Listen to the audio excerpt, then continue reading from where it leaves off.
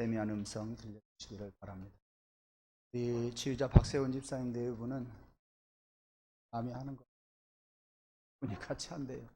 우리 인진호 선생님 감사 양대원 찬양을 들으면서 우리 피아노 반주자 모르겠는데 그 사람들은 치매 아니 보니까요 페달 밟아야지요, 악보 봐야지요, 손가락 움직이고 치매 안 걸리고 치매 걸릴 줄 있습니다. 젊은 사람들에게 치매 이야기를 내가 하니까 나이 차이가 좀 있는 것 같아요. 괜소리 해요. 네. 무슨 말씀이에요? 여러분들도 열심히 영으로 머리를 녹슬지 않게 해주세요. 여러분의 죄도 녹슬지 않으시고 하시면 치매 안 걸리고 건강하게 살고 믿습니다. 네. 사순절이 깊어가더니 오늘은 종려주일이고 다음 주일은 부활주일입니다. 우리 교회에 절기 두 개가 있어요. 하나는 성탄절이고요. 예수님의 탄생을 인해서 기뻐하고 환희가 넘치는 절기. 두 번째 절기가 부활절입니다. 그런데 부활절을 생각하려면 종려주일부터 하면 부활절 전, 한 주 전이 종려주일입니다. 예수님의 십자가 사건을 생각하고 그의 죽으심이 있은 다음에 부활절이 있기 때문에 반드시 우리는 종려주일을 생각합니다. 이 종려주일은 예수님께서 십자가에 달려 죽으시기 바로 전 주일로서 예루살렘을 향해서 입성하신 날입니다. 그러니까 성탄절하고 종려주일은 그 의미가 반대예요. 성탄절은 기쁨과 환희의 절기라고 한다면 종려주일은 예수님의 십자가 고난이 본격적으로 시작이 되는 그러한 절기이기 때문입니다. 이렇게 종려주일의 의미와 성탄절의 의미는 상반된 그러한 의미가 있습니다. 그러나 결국은 똑같아요. 왜냐? 십자가의 고난 거기서 끝난 것이 아니라 예수님의 죽음 거기에서 끝난 것이 아니라 예수님이 부활하셨다 까닭에 부활절은 우리의 기쁨이요 우리의 소망이요 그리고 영원한 하늘나라를 바라보는 믿음을 가지는 나라가 또 갖는 날이 바로 부활절이기 때문입니다. 그래서 사실은 부활절과 성탄절은 결국은 어떤 의미에서요 기쁨과 환희 넘치는 그러한 절기다 그런 말씀입니다. 이 종려주일은 왜 종려주일이라고 했느냐? 예수님께서 예루살렘 입성하실 때에 종려나무 가지를 많은 군중들이 흔들면서 예수님을 왕으로 모셨어요. 호산나 찬송하리로다. 다윗의 자손 예수여 하면서 환영을 했어요. 그러니까 많은 사람들이 자기의 옷을 벗어서 예수님 가시는 길 위에 깔아드리고 또 많은 사람들이 종려나무 가지를 흔들면서 예수님을 왕으로 영접했다고 하는 그러한 차원에서 종려주일이라 이렇게 이름하고 있습니다. 때는 제1명절 이스라엘 사람들에게 있어서 가장 큰 명절 6월절이었습니다. 그런데 이 사람들에게 있어서 6월절은요 12살 이상 된 사람들은 전부 예루살렘으로 올라가게 돼요. 오늘날로 말하자면 서울을 향해서 남쪽에서 올라가고 북쪽에서 모두가 이 절기가 돌아오면은 예루살렘에 가서 절기를 지켰습니다. 그런데 이렇게 가장 큰 명절에 더욱 이방인들도 같이 할 수 있었다는 거예요. 사실 그렇게 하기가 힘든 환경이었어요. 이스라엘 사람들이 그렇게 하려고 하지를 않았어요. 이제는 이방인들도 그 명절에 함께 참여했다 하는 겁니다. 그런데 역사적인 자료를 우리가 살펴보면 6월절에 하나님께서 제사 드리기 위해서 제물로 쓰여진 양이 있어요. 희생된 양이 있어요. 그 6월절에 희생된 양이 몇 마리냐? 18만 6천 마리나 되었어요. 그뿐 아니라 예수님이 십자가에 달려 죽으실 때 또 다른 사료를 보면 무려 25만 6,500마리가 제물로 사용되어졌다고 합니다. 이 두 번을 합해서 4인 가족으로 생각하고 사로 곱한다고 한다면 180만 명 있습니다. 그렇다고 한다면 이스라엘 사람들, 성인들은 거의 다 와야 된다는 이야기. 많은 사람들이 이 절기를 지켰다 그 말씀입니다. 네, 왜? 한 가족당 마리씩 제물을 드렸기 까닭입니다. 바로 이때 예수님께서 감람산 벳박의 마을에 이르러서 제자들에게 말씀하셔요. 그러니까 어제 그제 금요일 날 베다니에 오셨고 베다니 곁에 밧베가가 있습니다. 이 두 조그만한 마을은 예루살렘에서 2km 떨어진 마을들이었어요. 그런데 이렇게 종려 주일날 맞은편 마을로 가면 매인 나귀와 나귀 새끼가 있을 터이니 그 나귀 새끼를 끌고 오라.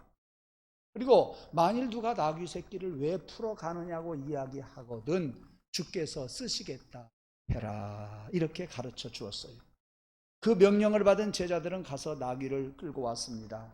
그리고 나귀 새끼 등 위에다가 자기 겉옷을 벗어서 펼쳐 놓고 예수님을 타시도록 하고 예루살렘 성으로 동쪽으로 가십니다.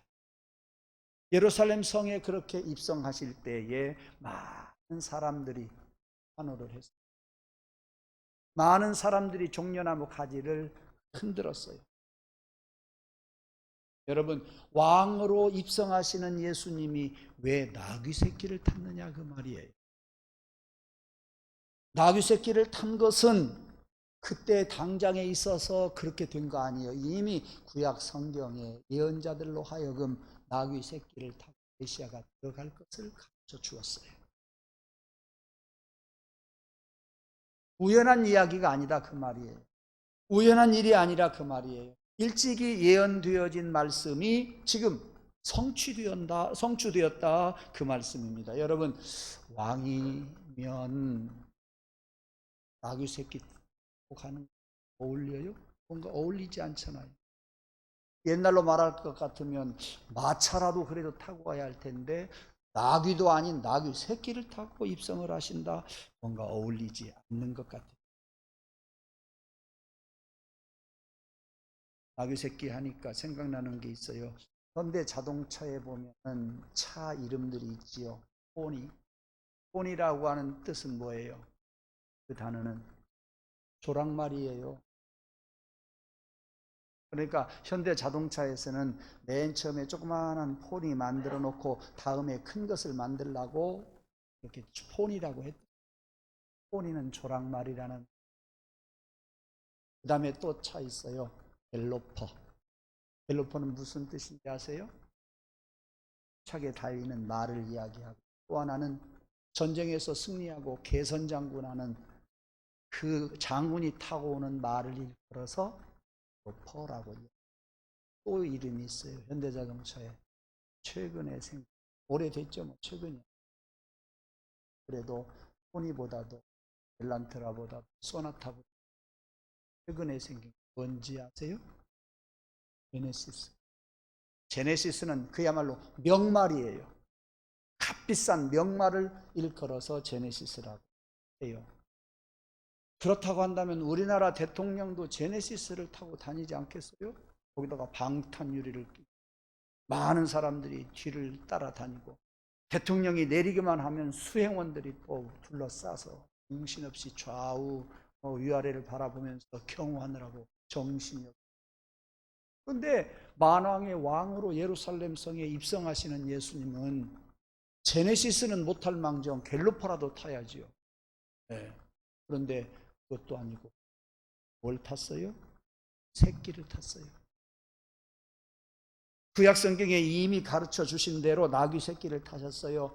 구약성경에 가르쳐 주신 그 뜻이 무엇이냐? 예수님은 만왕의 왕으로 오시지만 겸손의 왕으로 오신다. 그 말씀.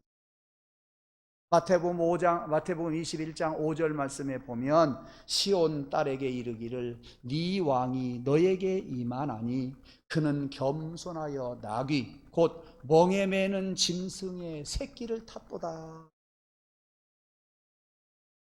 멍에 매는 짐승의 새끼를 탔다고 마태복음에 보면 나와 있습니다. 사랑하는 성도 여러분, 우리 주님께서 오늘 종려주일에 겸손의 왕으로 예루살렘에 입성하시는 날입니다. 그런데 그 주님을 따르는 오늘 우리의 모습은 어떨까요? 많이 교만하지 않느냐 그 말이에요.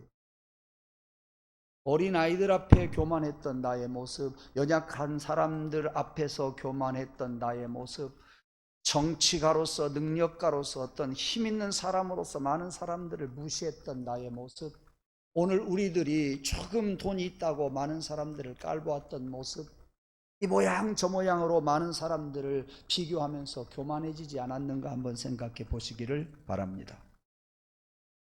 우리 주님은 이 땅에 오실 때에 벌써 낮아지시고 오셨어요. 그리고 십자가에 달려 돌아가 죽으셨어요. 가장 낮은 자리까지 오셨다, 이런 말씀입니다. 그러니까 예수님이 나귀 새끼를 타고 예루살렘 성으로 입성하신 겸손의 왕이라는 것은 아마도 십자가에 달려 죽으실 것을 분명히 가르쳐 주는 메시지가 그 속에 담겨져 있는 겁니다.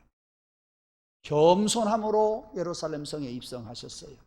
이런 예수님의 은혜에 우리가 감사하면서 살아가고 있고, 감사하면서 종려주일을 맞이하며 감사함으로 고난주간을 보내면서 부활절을 맞이할 수 있어야 합니다.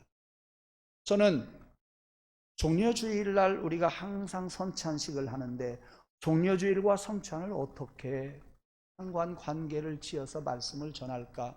이것이 해마다 저의 과제이지요. 이번 주에도 역시 마찬가지였습니다. 종려주일날 나귀 새끼를 타고 예루살렘 성으로 예수님께서 입성하셨는데 그 직전에 무슨 일을 하셨어요? 그 후에 무슨 일을 하셨어요? 5일 후에 제자들을 앉혀놓고 성만찬식을 제정해 주었어요. 그리고 예수님의 살을 기념하는 떡을 떼게 했고, 예수님의 피를 상징하는 포도즙을 마시게 했습니다. 제가 왜 이렇게 구차하게 말씀을 드리느냐 하면, 종려주일을 맞이해서 우리 성도들이 주님이 제정하신 성만찬을 베풀고 떡과 잔을 마실 때에 어떠한 자세로 마시느냐. 많은 성도들이 예수님 십자가에 달려 죽으신 그 고난을 생각하면서 이제까지 마셔왔어요. 그렇다고 한다면 오늘은 한 번 더 생각해 볼 것이 무엇이냐. 나는 주님이 겸손하게 나귀 새끼를 타고 예루살렘에 입성하신 것처럼 겸손한 마음으로 주님이 베풀어 주시는 떡을 받아 먹고 주님의 잔을 마셔야 하겠다, 마셔야 된다, 오늘 메시지 중에 하나입니다. 그동안 많은 사람들 앞에서 교만했던 것을 회개하고 많은 사람들 앞에서 내가 더 낮아지고 겸손하게 살기를 위해서 기도해야 할 겁니다. 아니, 우리는 하나님의 귀한 말씀을 들으면서 겸손하라고 가르쳐 주실 때에 겸손하고자 했을 겁니다. 겸손하고자 실행하려고 다짐도 했을 겁니다. 그리고 겸손했었을 것입니다. 그러나 그 겸손이 오래가지 못했을 겁니다. 오히려 나중에 더 교만해지지 않았는가 하는 생각도 해봅니다. 다시 말하면 내 힘으로 겸손이 안 되더라 그 말이요. 내 힘으로 섬김이 안 되더라 그 말이요. 성찬상에 임하는 사랑하는 우리 성도들에게 하나님 성령님이 오셔서 내가 하지 못했던 겸손을 배우게 하여 주옵소서. 이제까지 다짐했던 섬김을 배우게 하여 주옵소서. 알므로 그치지 아니하고 실행에 옮길 수 있도록 내 마음을 낮아지게 해 주옵소서. 그래서 겸손히 대하고 섬기면서 대하는 우리 모두가 되게 하옵소서. 오늘 성찬을 여러분이 받으면서 주님, 나도 모르는 겸손을 배우고 겸손히 행하게 해 주옵소서. 주님, 내가 그렇게 할 수 없으니 주님께서 도와주셔서 섬김의 삶을 살게 하옵소서. 오늘 이러한 고백을 하면서 내 죄로 인해서 많은 사람들이 어려움을 당하고 시험을 당했는데 이제 내가 많은 사람들을 도울 수 있는 자 되게 도와주소서. 그럼에도 불구하고 우리는 교만했습니다. 내 허물이 더 크다고 하는 것을 알고 나를 낮추며 주님과 같이 나를 겸손케 하옵소서. 그래서 저는 또 두 손 들고 주님과 같이 나를 겸손케 하시고 겸손함으로 성찬에 임하게 도와주소서. 그리고 섬기면서 살게 하옵소서. 저는 오늘 여러분들에게 성찬상을 보고 성찬상을 대할 때 겸손을 배우고 실행하십시다. 섬김을 실행할 수 있는 힘을 달라고, 믿음을 달라고 우리 주님께 기도하면서 성찬에 임하는 저와 여러분들 되기를 간절히 원합니다. 또 하나, 우리 한국 사람들은요, 갤로퍼 제네시스, 저는 맨 처음에 엘란트라를 탔던 것 같아요. 그때 동생이 중고차 사주니까 참, 그때만 해도요, 무슨 소나타고 무슨 제네시스 그랜저의 그 싹도 보다 엘란트라 중고도 얼마나 좋았는지. 15년 8월 1일 날. 그런데 나중에 타다가 보니까 좋은 차를 타보면 더 좋더라고요. 네, 더 좋아요. 지금 타고 다니는 차가 엘란트라하고 소나타하고 비교가 안 되더라고요. 지금 차 타고 다니다가 소나타 타보니까 가벼워요. 너무나 차가 가벼워요. 불안하더라고요. 그런데 좋은 차를 타고 이 중에 우리 한국 사람 또 있어요. 차 타고 다니는 아시아는 어떤 우리 교인이 그러대요. 외제 타는 이유가 뭐냐? 외제 타는 이유가 뭐냐? 외제 어깨를 썩이려고 하지요. 또 사람들이 좋은 집을 살려. 왜? 어깨 피. 남자들은 좋은 차, 좋은 집에서 살려. 여자들은 또 무엇을 원해요? 핸드백. 제가 얼마 전에도 말씀드렸어요. 나 핸드백 이렇게 좋은 거 샀다. 나 반지 우리 아들이 또 새로 해줬어. 그래, 나 팔찌 굵은 거 찾고 목걸이도 새로 했단다. 그래서 여자들이 나이가 들면 들수록 얼굴은 안 받쳐주니까 이게 커져요. 이게 커지고요. 제 생각이었어요. 그런데 그 전에 그 이야기 한번 하고 났더니 목사님 어떻게 그렇게 잘하세요? 알기는 뭐라 해요. 내가 보니까 그냥 심리가 그러는 것 같아요. 이렇게 우리 한국 사람들은요, 차, 집, 또 핸드백, 장신구 이런 거를 통해서 자기를 드러내려고 해요. 자기가 힘 있는 사람이라고 인정받고 싶은 거예요. 그런데 인정하지 않아주면 그거 속상할 일이잖아요. 그렇죠? 네. 좋은 차 타고 왔는데 사람들이 대꾸도 안 하면 그거 속상해요. 네. 좋은 핸드백 들고 왔는데 사람들이 아무 말 안 해주면 그거 속상해요. 그 전에 노트북이 막 나왔을 때요, 어떤 목사님이 노트북을 들고 회의하는 데 왔더라고요. 회의하는데 그 노트북 필요 없어요. 회의 끝나자마자 그걸 딱 펼치더니 예쁜 수선화 그림이 나오고 장미가 나오고, 그러니까 다른 목사님들이 눈이 번쩍번쩍 막 그 곁으로 가더라고요. 나는 내 자리에 앉아서 사람 얼굴 봤어요. 쫓아가서 같이 우원히 바라보는 목사님들 얼굴만 바라보고, 좀 교만해서 그럴까요? 다 필요 없어요. 사람들은 노트북이라든지 차라든지 집이라든지 핸드백이라든지 이런 걸 통해서 자기를 드러내고 싶은 거예요. 말이 뭔 말이에요? 교만하다 그 말. 그런 것들 때문에 교만해질 수 있다 그 말이에요. 심지어 예수님 당시에도 야고보, 요한이라고 하는 제자가 둘이 있었는데요. 예수님의 제자들인 이 형제의 어머니가 예수님 앞에 가서 뭐라고 그런지 아세요?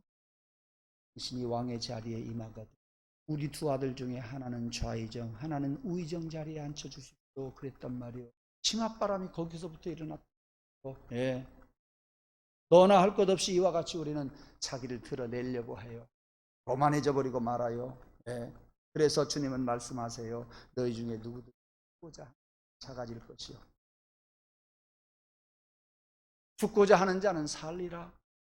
크고자 하거든 다른 사람을 섬기고 누구든지 으뜸이 되고자 하는 자는 종이 되어라 말씀하셨어요. 뿐만 아니라 당신에 대해서 예수님이 말씀하세요. 인자가 온 것은 섬김을 받으려고 도리어 섬기려 하고 많은 사람의 대속물로 주려 합니다. 아까 말씀을 드렸던 제물로 바치고자 우리 사람들을 위해서 이 땅에 제물이 되어지고자 오셨다 그랬어요. 무슨 말씀이에요? 사람들은 높아지기를 원하고, 사람들은 과시하기를 원하고, 사람들은 뽐내려고 하고, 사람들은 자기의 명성을 높이려고, 예수님은 섬기려고 하더라. 말로만 하신 것이 아니라 대속물로 주셨잖아요. 예수님은 그러기 위해서 오셨으니, 사랑하는 성도 여러분, 오늘 성찬상에 임하면서 여러분들도 하나의 대속물로 하나님 앞에서 살기를 원합니다. 고백하고 사십시오. 제가 좋아하는 말, 이런 고백과 함께 성찬에 임할 때에 사람이 높여주는 것이 아니라 하나님께서 여러분들을 높여주실 줄로 믿습니다. 내가 죽고자 할 때에 하나님은 높여주실 것이라, 그 말이에요. 내가 높아지려고 하면 사람들은 우리를 눌러버려요. 하나님도 가만히 안 놔두어요. 그러나 내가 죽고자 하면 사람들이 높여주는 것이 아니라 하나님이 높여주고, 내가 섬기려고 하면 많은 사람들을 통해서 하나님은 나를 섬기도록 해 주실 줄로 믿습니다. 그러므로 성찬에 임하면서 대속물로 사용하여 주옵소서. 섬기면서 살게 하옵소서. 겸손하게 살게 하옵소서. 주의 살을 기념하는 떡을 받아 먹고 또 주의 잔을 마실 때마다 여러분들이 고백하면서 떡을 먹고 잔을 마시는 저와 여러분 이 시간 되기를 간절히 원합니다. 자랑 말고, 과시하지 말고, 그만하지 말고 겸손하게 살아가면서 여러분의 삶이 비록 더딜지라도 나중에 빛이 나고, 나중에 열매 맺고, 나중에 인정받고, 나중에 하나님께로부터 상급받는 저와 여러분 되기를 주님의 이름으로 축원합니다. 기도하겠습니다. 하나님 아버지, 오늘도 저희들 종려주의를 맞이해서 성찬상에 임하고자 이러한 말씀들을 나누었습니다. 겸손히 성찬에 임하게 하시고 섬기면서 성찬에 임하게 하여 주옵소서. 이 다짐, 우리의 다짐 가지고는 아니되오니 성령께서 함께해 주옵소서. 주님이 십자가에 달려 죽으신 것을 생각하면서 겸손하게 살고, 그리고 섬기면서 살아감으로 내 힘이 아닌 하나님이 주시는, 우리 주님이 주시는 힘으로 더 겸손히 더 섬기면서 살게 하옵소서. 예수님 이름으로 기도 올리옵나이다. 아멘. 찬송.